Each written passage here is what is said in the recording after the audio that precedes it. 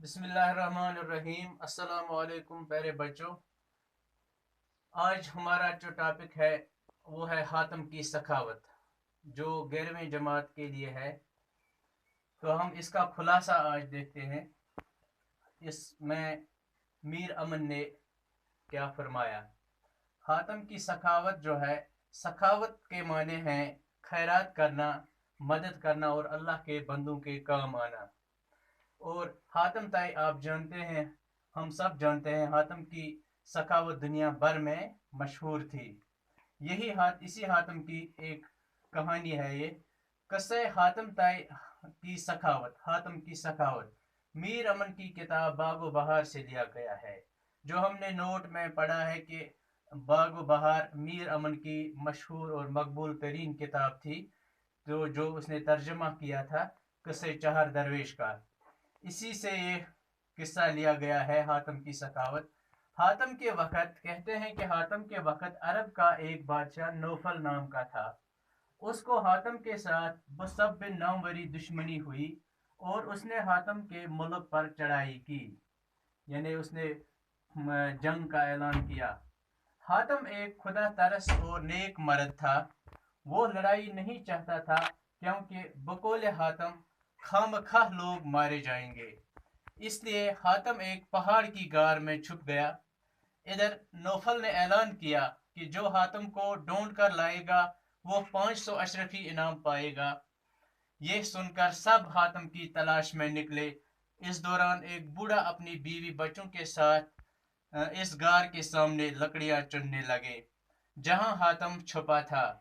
बुढ़िया ने कहा, अगर हातम हमारे हाथ लगे तो इस काम से निजात मिलती, यानी इस लकड़ियां चुनने के काम से निजात मिलती और ये इनाम की रकम से हमारी हमारी जिंदगी अच्छी गुजरती।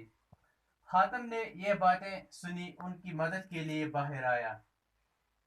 बूढ़े और बुढ़िया से कहा, मुझे नौफल के पास ले चलो और इनाम की रकम से अपनी जिंदगी अच्छी तरह गुजारो। बूढ़ा भी नेक आदमी था और कहा कि अगर नौफल तुम्हें मार डालेगा तो हमें क्या फायदा होगा, हम ऐसा नहीं करेंगे। इस बहस व मुबाहिस में और भी लोग जमा हुए और उन्होंने हातम को पकड़कर बादशाह के पास लाया। किसी ने कहा मैंने ढूंढ कर लाया, किसी ने कहा मैंने। सब ने हातम को पकड़कर लाने का दावा किया और बूढ़ा खामोश रहा। और हातम ने देखा कि सब झूठ बोल रहे हैं, तो एकदम बादशाह को कहा, मुझे वो बूढ़ा यहाँ लाया। बूढ़े शख्स ने बादशाह को सारा किस्सा सच सच बताया। सबको सजा मिली।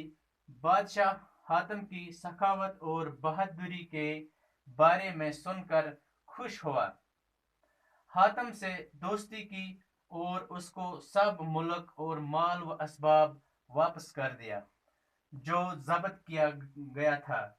और कबीला ताई, यानी हातम का जो कबीला था, उस कबीले का नाम ताई था, कि ताई की सरदारी हातम को दे दी और बूढ़े को 500 अशरफियां अपने खजाने से दिलवा दे।